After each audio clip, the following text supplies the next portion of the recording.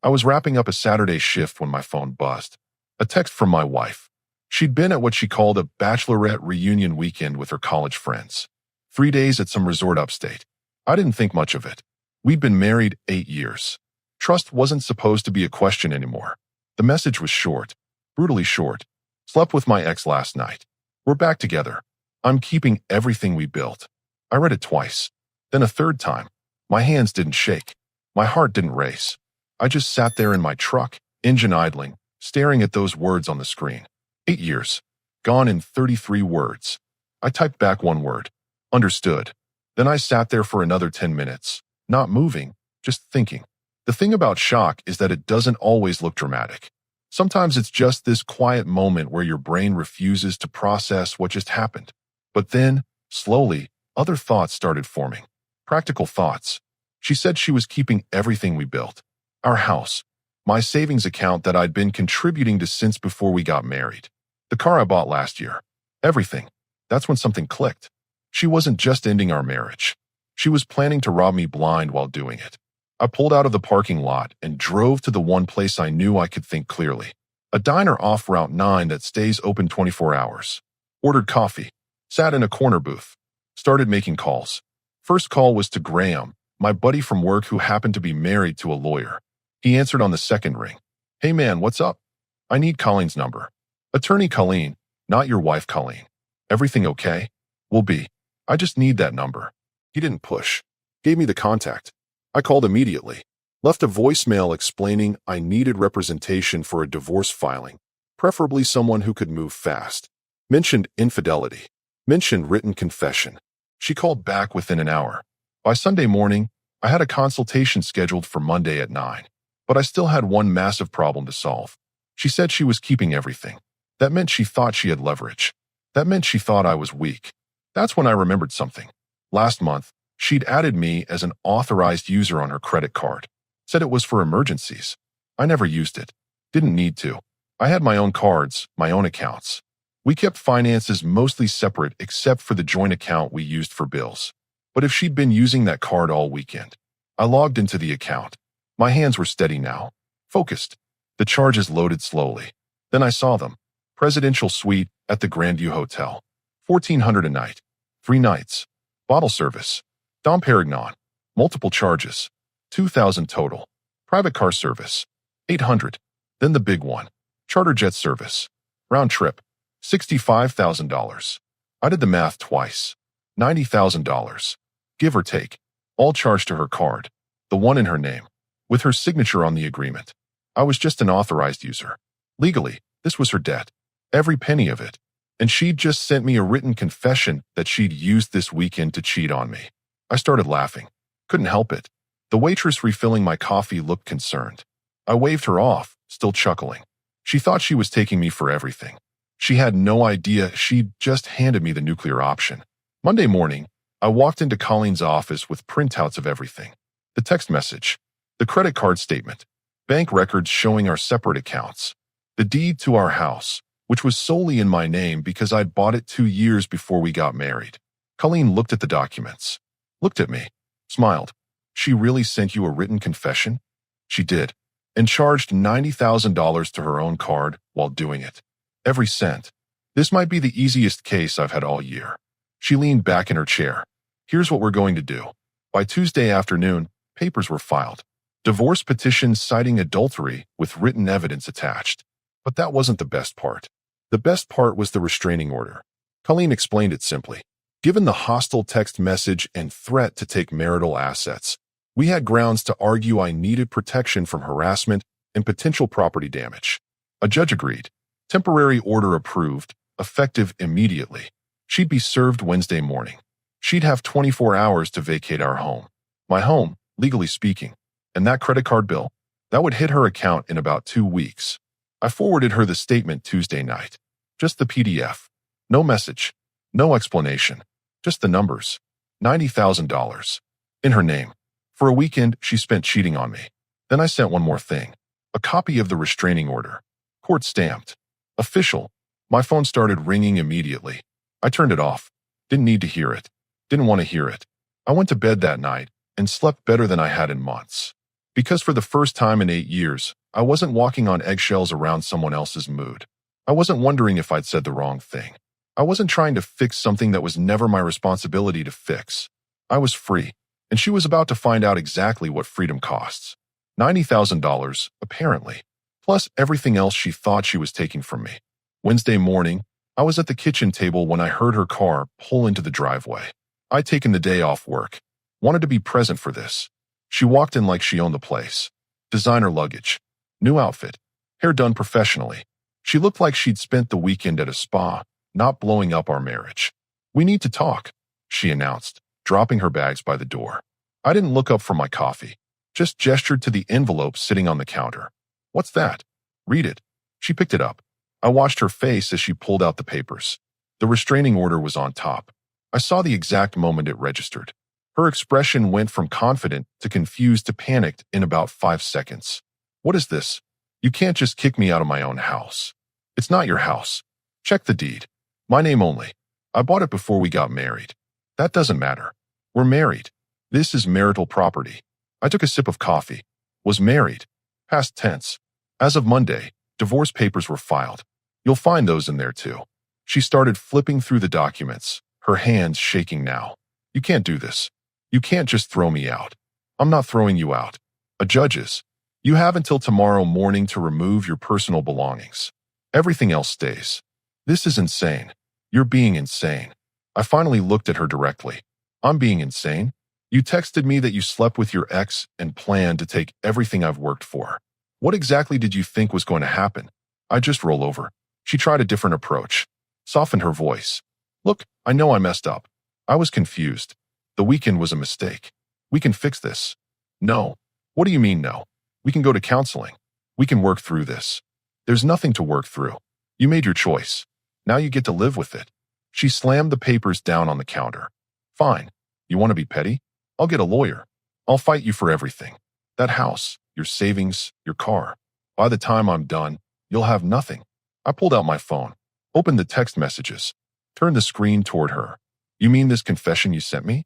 Written evidence of adultery? Good luck with that." The color drained from her face. "Oh, and speaking of lawyers." I slid another piece of paper across the table. "The credit card statement. You might want to check your email. I forwarded this to you last night." She grabbed the paper, started reading.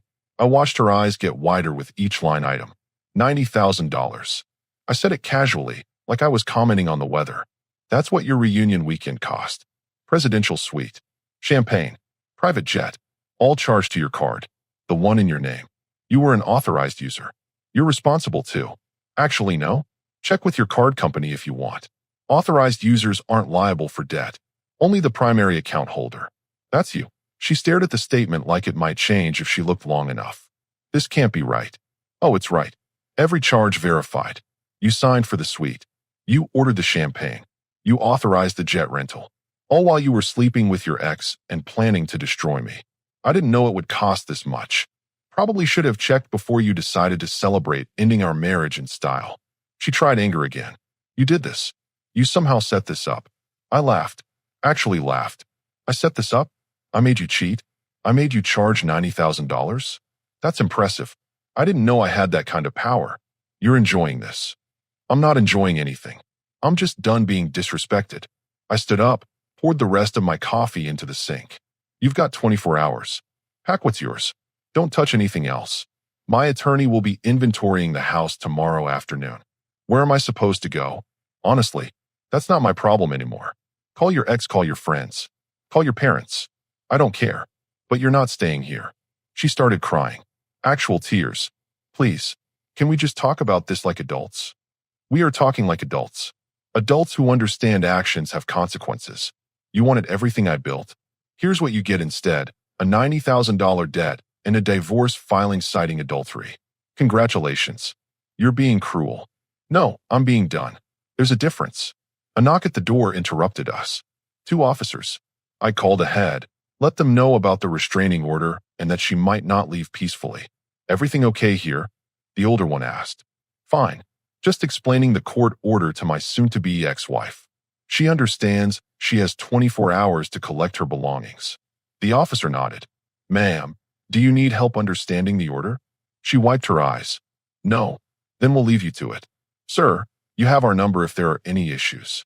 After they left, she just stood there, mascara running, hands shaking. I loved you, she said quietly. No, you didn't. You loved what I provided. The house. The stability. The bank account. That's not the same thing. That's not fair. Life's not fair. But it's honest. And honestly, you did me a favor. I was so busy trying to make you happy that I forgot what being happy felt like. So thanks. Genuinely. Thanks for showing me exactly who you are. I walked past her toward the bedroom. I'll be at work tomorrow. You'll be gone when I get back. Leave your key on the counter. What about my stuff? Pack it. Store it. Donate it. I don't care. Just get it out of my house. That night, I heard her moving around downstairs. Packing, I assumed. Making calls. Crying occasionally. I put headphones on and went to sleep. Thursday morning, I went to work early. Came back around 6. The house was empty except for a key on the counter and a note. You'll regret this. I crumpled it up and tossed it in the trash. Regret implied I'd made a mistake. This was the first correct decision I'd made in years. My phone had 37 missed calls. Her number. Her mother's number. Unknown numbers. I blocked them all. Colleen called at 7. She tried to file a counter petition today. Judge rejected it pending review of your restraining order and evidence. She's scrambling. Good. Her attorney's already talking settlement. Wants to negotiate. No settlement. Full divorce. She gets nothing except what's legally hers, which is nothing. And that credit card debt. You're sure? Completely. Then we proceed. Trial date in 60 days unless she agrees to terms. I made dinner. Ate alone. Watched a game. Went to bed early. For the first time in 8 years, my house felt like home. Friday afternoon, Colleen called with an update. She's hired Bradford and Associates. They're not cheap. Let me guess. She told them I'm the villain. Something like that. They requested a meeting. Want to discuss asset division. What assets? The house is mine. My savings account is mine. My car is mine. We had a joint checking for bills that has maybe $2,000 in it. She can have half of that. What else is there to discuss? They're going to argue for alimony. I actually laughed. Based on what? She worked full-time until 6 months ago when she quit to focus on her book club and yoga classes. We split bills evenly. I never controlled her money. She spent what she wanted. They'll try emotional distress. Length of marriage. Standard plays. Emotional distress? She's the one who cheated. She's the one who sent a written confession. She's the one who racked up $90,000 in debt celebrating it. I know, and the judge will know, but they have to try something. Her credit card company has already started collections. She's desperate. Not my problem. Cold. I like it. I'll shut down the meeting request. We proceed to court. That weekend, her family started showing up. First her mother. Rang the doorbell Saturday morning at 8. I didn't answer. Just watched through the window as she rang again. And again. Eventually she left. Then her brother Sunday afternoon. He actually tried the back door. Found it locked. Started yelling through the window. Come on, man. Let's talk about this like men. I called the police. Reported a violation of the restraining order. They arrived within 10 minutes. I watched from upstairs as they had a conversation with him. Saw him gesture angrily. Saw the officer point at his patrol car. Saw her brother finally leave. The officer knocked on my front door after. Sir, just documenting. He's been warned. Any further contact, he'll be arrested. Understood. Thank you. Monday morning at work, my boss pulled me aside. Hey, got a weird call this morning. Someone asking about your employment status. Wouldn't give a name. What did you tell them? Nothing. It's against policy. But heads up, someone's fishing for information. I knew exactly who. She was trying to find out how much I made. Probably for the alimony argument. Good luck with that. My salary wasn't exactly public record, and my boss wasn't about to hand it over to a random caller. Tuesday, Colleen emailed me. Her attorney filed a motion for temporary spousal support. Hearing scheduled for next week. They're claiming financial hardship. I wrote back immediately. Financial hardship she created by charging $90,000 to celebrate cheating on me. Make sure the judge knows that. Already in our response. Along with her text message confession and the fact that she voluntarily quit her job 6 months ago. The hearing was Thursday. I took the afternoon off. Wore a suit. Showed up 15 minutes early. She was already there with her attorney. Different clothes than the designer outfit from last week. Probably couldn't afford those anymore. Her lawyer was a guy in his 50s. Expensive suit. Rehearsed smile. He extended his hand. Mr. Caldwell, I'm Richard Whitmore. I represent your wife. I didn't shake it. Soon-to-be ex-wife. And I know who you are. He pulled his hand back. We're hoping we can resolve this amicably. There's nothing to resolve. She cheated. She confessed in writing. She racked up debt doing it. Now she wants me to pay her bills. That's not happening. Perhaps we could discuss this privately before the judge. No. Colleen appeared at my elbow. My client has nothing to discuss. We'll present our case to the judge. The hearing lasted 20 minutes. Her attorney argued she was left destitute, claimed I forced her out of our marital home, claimed she had no means of support. Colleen stood up with a folder. Your Honor, if I may address these claims. First, the marital home. It was purchased by my client 2 years prior to marriage. His name only on the deed. Documentation provided. Second, the defendant was not forced out. A restraining order was granted due to a threatening text message. Also provided. Third, financial hardship. The defendant chose to end employment 6 months ago. No medical reason. No justification beyond personal preference. And finally, the weekend in question. She laid out the credit card statement, highlighted the charges, showed the text message confession. The defendant spent $90,000 celebrating the end of her marriage while informing my client she intended to take everything he owned. This is not a woman in financial distress. This is a woman facing consequences of her choices. The judge reviewed the documents, looked at her, looked at me. Motion for temporary support denied. The defendant created her own financial situation. This court will not reward that behavior. Divorce proceedings continue as scheduled. Her attorney tried to object. The judge cut him off.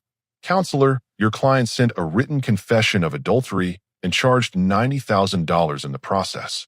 I'm not sure what you expected here. Outside the courtroom, she tried to approach me. Colleen stepped between us. Restraining order still in effect. Step back. I just want to talk. Then talk to your attorney. He can talk to mine. My client has nothing to say to you. We walked away. I heard her start crying behind us. Didn't turn around. In the parking lot, Colleen smiled. That went better than expected. What happens now? She'll probably try to settle. Her attorney knows she's got nothing. The credit card debt is piling up. Collection agencies are calling. She can't afford to drag this out. And if she doesn't settle, then we go to trial in 45 days and a judge awards you everything anyway. Either way, you win. That night, I got a call from an unknown number. Let it go to voicemail. It was her father. Son, I know things are bad right now, but she's still my daughter. She made a mistake. Can't we figure something out? Call me back. I deleted it. I wasn't his son, and his daughter didn't make a mistake. She made a choice. A calculated, deliberate choice that blew up in her face. My phone rang again an hour later. Another unknown number. This time I answered. Stop calling. Please, I just need to explain. There's nothing to explain. You cheated. You confessed. You threatened to take everything. Now you're dealing with reality. That's how this works. The credit card company is threatening to sue me. Then I suggest you figure out how to pay them. Get a job. Get 2 jobs. Not my concern. I can't afford $90,000. You should have thought of that before you charged it. Goodbye. I hung up. Blocked the number. Colleen texted me 30 minutes later. Her attorney just called. She wants to settle, offering to accept a clean break. No assets, no debt division, just done. What's she really asking for? Help with the credit card debt. Wants you to pay half. Absolutely not. That's what I told him. He said she's desperate. Still not my problem. Then we proceed to trial. I poured myself a drink. Sat on my back porch. The house was quiet. No tension. No arguments. No walking on eggshells wondering what mood she'd be in. Just peace. And that was worth more than any dollar amount she was trying to squeeze out of me. 2 weeks after the hearing, Cooper from my gym asked if I wanted to grab a drink after our workout.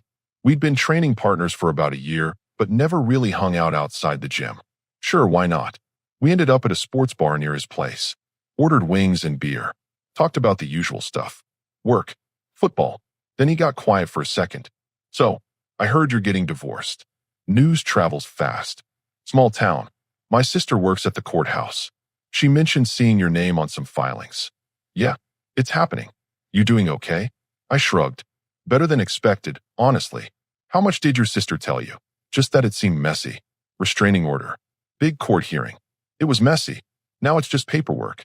She cheated, confessed in writing, and tried to take everything. Judge didn't agree with her plan. That's the short version. Cooper nodded slowly. Man, that's rough. But you seem pretty calm about it. Because I am. You can't fix someone who doesn't want to be fixed. I spent years trying. Now I'm done trying. What's she doing now? No idea. Don't care. She's got her own problems to deal with. What I didn't mention was that I actually did know some of what she was dealing with. Not because I was checking up on her, but because Colleen kept me informed of anything relevant to the case. And what was relevant was that her grand reunion with her ex-boyfriend had fallen apart spectacularly. According to Colleen, who heard it from opposing counsel, the ex had vanished about a week after she got served with divorce papers. No calls, no texts, just gone. Apparently, he'd been under the impression that she was some successful businesswoman, the kind who could afford $90,000 weekends and presidential suites. When he found out she was actually facing financial ruin and a nasty divorce, his enthusiasm disappeared. Classic. Guy was perfectly happy to rekindle things when he thought she had money. The second he realized she was drowning in debt, he wanted nothing to do with her. I would have felt bad for her if she hadn't brought it entirely on herself. Wednesday afternoon, I got a text from Graham. Dude, did your ex-wife just try to add me on social media? Probably. She's blocked on my accounts. She's probably trying to check up on me through people I know. What should I do? Ignore it, or accept it and post pictures of me looking happy? Your choice. He sent back a laughing emoji.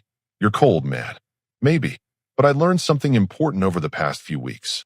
Being kind to people who disrespected you wasn't kindness. It was just letting them disrespect you twice. Thursday night, I was at Target grabbing groceries when I ran into Melissa, one of her former friends from the book club days. She saw me, hesitated, then walked over. Hey, how are you? Good. You? I'm okay. Listen, I just wanted to say I'm sorry about everything. I didn't know what was happening that weekend. None of us did. Not your fault. Still, it was messed up. She told us it was just a girl's trip. We had no idea she was meeting someone. Like I said, not your fault. She made her choices. Melissa shifted her shopping basket. She's been calling me a lot lately, asking if I've seen you around town, asking what you're up to. I've been avoiding her calls. Probably smart. Is it true about the credit card bill? She mentioned something about it, but I thought she was exaggerating. It's true. 90,000. All in her name. Jesus. And the guy she was with. Gone, from what I understand. Disappeared once he realized the situation. That's awful. That's predictable. People show you who they are when things get difficult.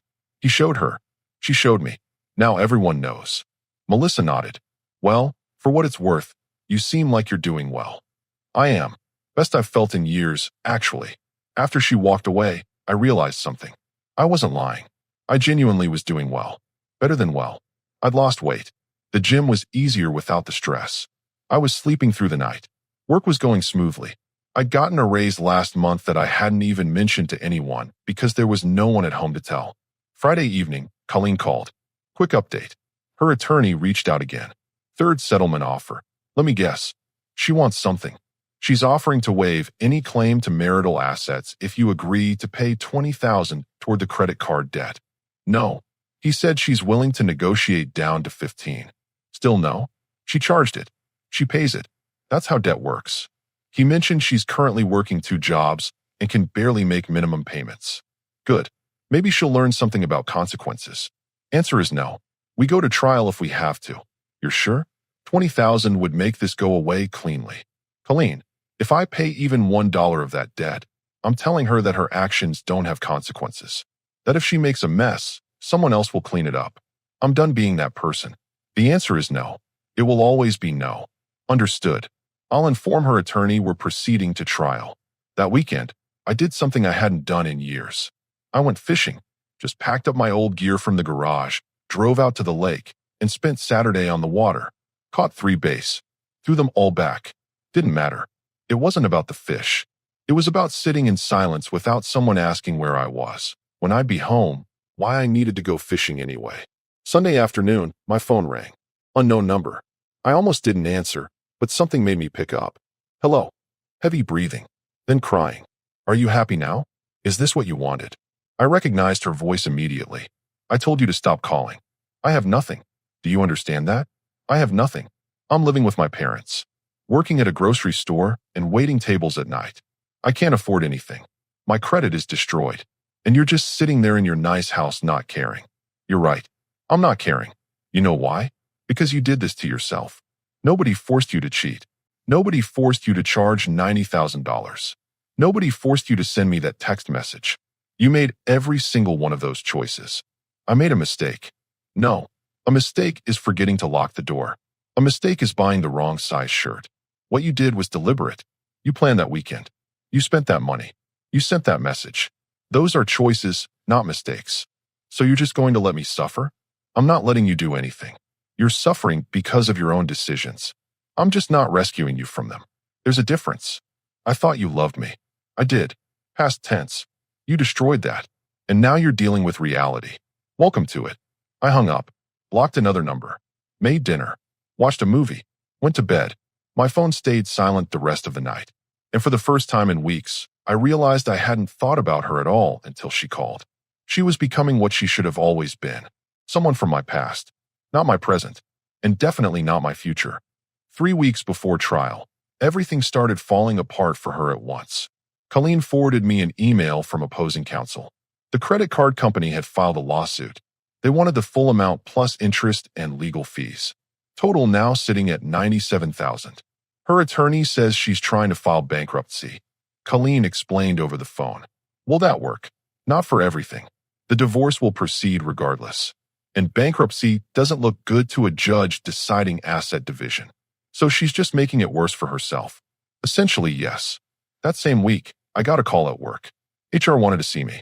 I walked down to Janet's office wondering what this was about. Someone showed up here today asking for you. Janet said. Security escorted her out. Let me guess. My ex. She tried to get past the front desk. Said it was an emergency. When security stopped her, she caused a scene. Started yelling about how you ruined her life. Did anyone file a report? Security did. And I'm documenting it for your file. If she shows up again, we're calling the police immediately. The restraining order covers your workplace, correct? It does. Good. Just wanted you to know. Also, you might want to talk to building security downstairs. They should have her photo. I stopped by security on my way out. They already had the incident report. Added her photo to their system. Banned from the building. Friday night, Graham called. Hey, so this is weird.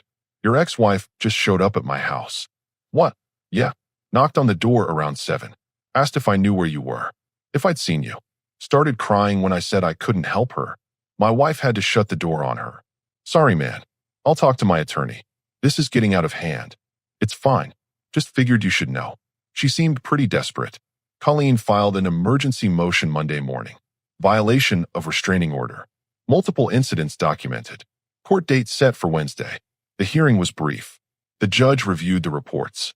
Security footage from my office building. Statement from Graham. Phone records showing blocked calls. Ma'am, do you understand what a restraining order means? The judge asked her. I just wanted to talk to him. That's exactly what you're not allowed to do. This order exists because of threatening behavior. You've now violated it multiple times. I'm extending the order for another 6 months and adding a provision. Any further violations result in immediate arrest and contempt charges. Do you understand? She nodded, crying. Outside the courtroom, her attorney pulled Colleen aside. I watched them talk for a few minutes. Then Colleen walked back over. She's ready to settle. No assets. No support. Clean break. She just wants this to be over. What changed? Reality. The credit card lawsuit. The bankruptcy filing. The restraining order violations. Her family stopped helping financially. Her friends stopped calling. She's got nothing left to fight with. And what does she want from me? Nothing. That's the point. She's offering to walk away completely. You keep everything. She takes her debt and moves on. When can we finalize it? I can have papers drawn up by Friday. If she signs, we file immediately. Divorce finalized within 30 days. Do it. That night, I sat on my back porch with a beer. Cooper had asked if I wanted to hit the gym, but I'd declined. Wanted a quiet evening. My phone buzzed. Text from Colleen. Papers signed. She agreed to everything. Filing tomorrow morning. Congratulations. I stared at that message for a long time. 8 years of marriage. Ending with a signature on paper. But I didn't feel sad. Didn't feel angry.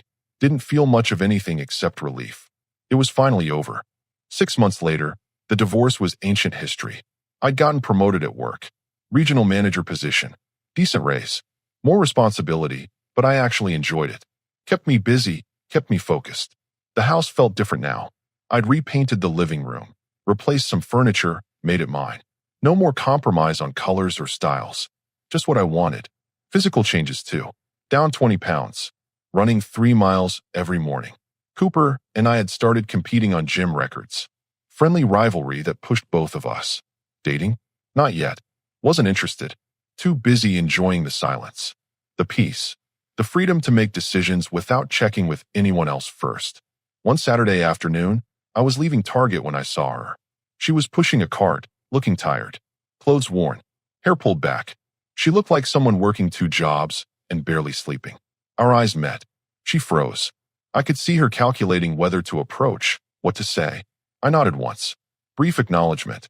Then kept walking to my truck. Didn't stop. Didn't pause. Didn't look back. Because there was nothing to say. That chapter was closed. Completely. Finally. Later that night, Graham called. Hey, Colleen mentioned your divorce was finalized months ago. How come you never said anything? Nothing to say. It's done. Moving forward. You doing okay, though? Better than okay. Actually happy. Weird concept, right? He laughed. Good for you, man. Listen, we're having a barbecue next weekend. You should come. Bring whoever you want. I'll be there. Just me, though. Works for me. After we hung up, I walked through the house. My house. Every room exactly how I wanted it. Every decision mine. No arguments. No tension. No wondering what mood someone would be in. Just peace. The doorbell rang. Delivery guy with a package. New fishing gear I'd ordered. Top quality stuff I'd been wanting for years, but never bought because it seemed too expensive, too selfish. Now, I bought what I wanted. Because I could. Because I earned it. Because nobody was there to make me feel guilty about spending my own money. I opened the package, examined the new rod. Beautiful craftsmanship. Worth every penny. My phone buzzed. Text from Colleen. Final divorce decree came through. Officially filed. You're a free man. I texted back. Thanks for everything. Anytime. Go live your life. I sat on the back porch as the sun set. Beer in hand. New fishing rod leaning against the railing. Silence surrounding me. Somewhere out there, she was probably still working double shifts, still paying off that credit card debt, still dealing with the choices she made. But that wasn't my concern anymore. Hadn't been for months. I'd learned something valuable through this whole mess. Sometimes the best thing you can do for yourself is walk away. Not with anger. Not with bitterness. Just with clarity. She'd shown me exactly who she was. I'd believed her, and I'd acted accordingly. No regrets. No second thoughts. No looking back. Just forward. Always forward. I finished my beer, went inside, and locked the door behind me. Tomorrow I'd go fishing. Maybe stop by Graham's barbecue. Maybe just enjoy another quiet weekend. Whatever I chose, it would be my choice. Nobody else's. And that was worth more than any marriage had ever been.